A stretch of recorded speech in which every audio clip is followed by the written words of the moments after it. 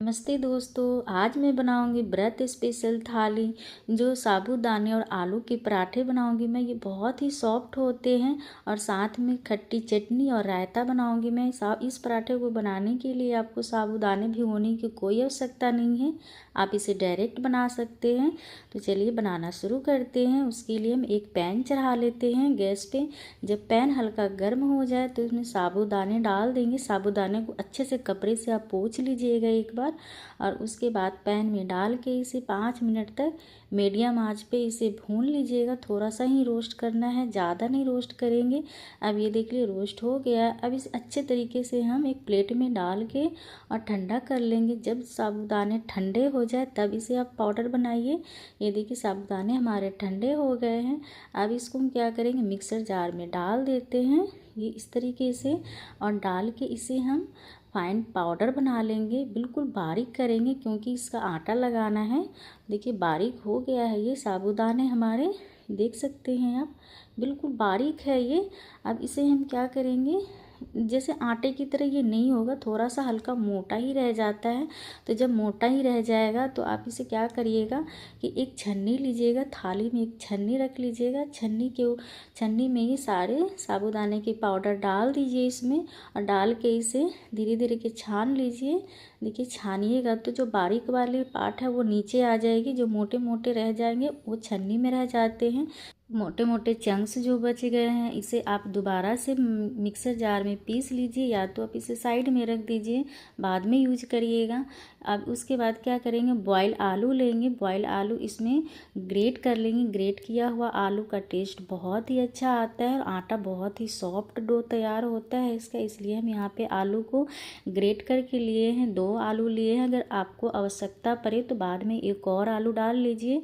अब यहाँ पे 2 से 3 हरी मिर्च काट के डाल दिए हैं। और ये ग्रेट किया हुआ अदरक है, अदरक को भी अच्छे से हम ग्रेट कर लिए हैं। और ये सेला नमक है, व्रत वाली थाली बना रहे हैं तो सेला नमक डालेंगे यहाँ पे। और ये धनिया पत्ता है, काट के डाल दिए हैं। थोड़ा सा चिली फ्लेक्स डाल दिए हैं, आप यहाँ पे जीरा भी डाल सकते हैं।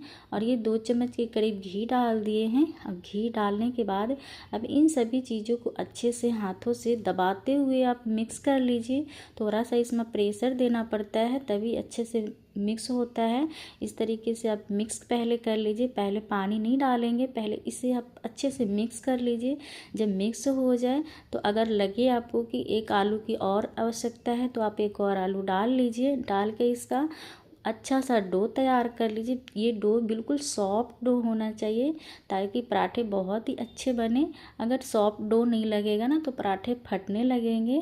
जब पराठे का डो तैयार हो जाए तो आप इसमें 2 चम्मच घी डालेंगे। घी डाल के अच्छे से इसे ऊपर से लगा लेंगे घी। और आटा को इस तरीके से हम प्लेट से ढक के इसे आधे घंटे के लिए रेस्ट में रख देंगे ताकि आटा बहुत अच्छे से सॉफ्ट हो जाए और साबूदाने जो है वो अच्छे से फूल जाए।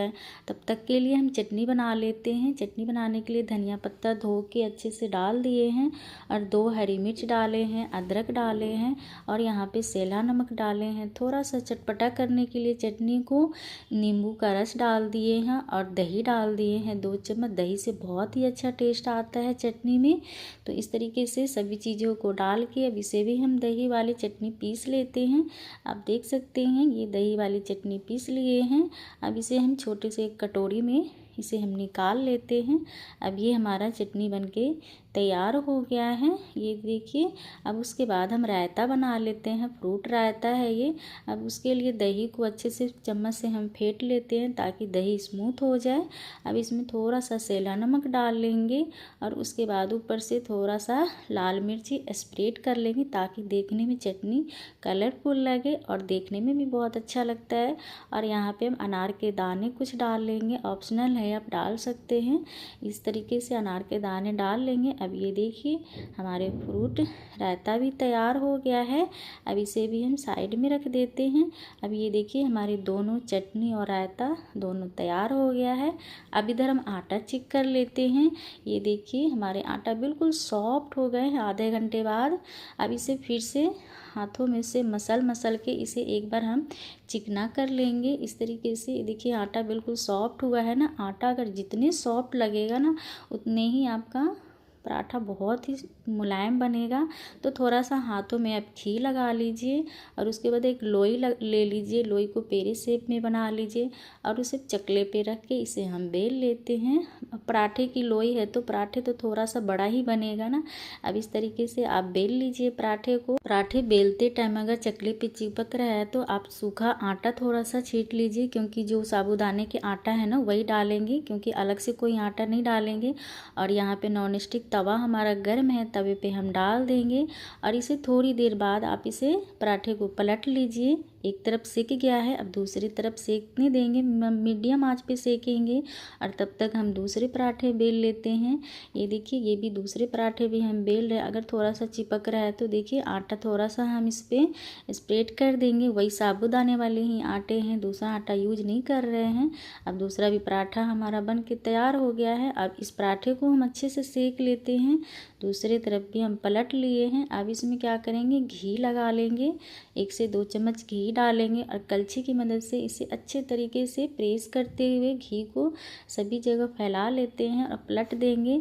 अब दोनों तरफ से हम घी लगाते हुए इसी तरीके से पराठे को अच्छे तरह सेकेंगे, तो करारे होने तक सेक लेंगे ताकि पराठे अच्छे से सेक जाए और इसका थोड़ा कलर भी चेंज हो जाए।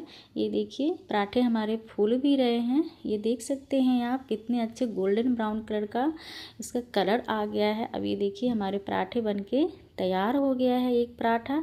अब उसी तरीके से हम दूसरे पराठे को भी तवे पे डाल देंगे और इसे भी थोड़ी देर बाद आप इसे हम पलट लेंगे। एक तरफ सिक जाए तो दूसरी तरफ भी आप इस तरीके से सेक लीजिए। जितनी देर, ध्यान रखिएगा मीडियम आंच पे ही पराठे सेकिएगा और इसे भी घी लगा के और इसे प्रेस करते जाइए और पलट पलट के इसे करारे आने तक सेक लीजिए।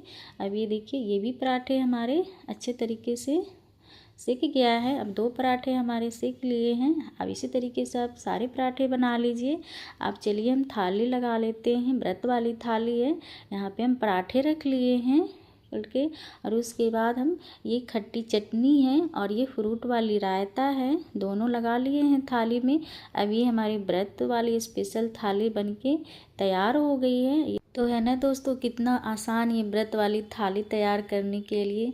तो आप देख सकते हैं ये पराठे, चलिए हम दिखाते हैं कितना सॉफ्ट मुलायम बन के तैयार हुआ है, क्योंकि इसमें आलू डाला हुआ है। आलू डाल के पराठे बनाइएगा, बहुत ही सॉफ्ट बनता है और ये आसानी से टूट भी जाता है। और आप इसे चटनी के साथ, रायते के साथ डिप करके खाइए, बहुत ही टेस्टी लगता है। आप इस थाली को जैसे व्रत नहीं है तो भी आप बना के इसे खा सकते, बहुत ही अच्छा लगेगा खाने में।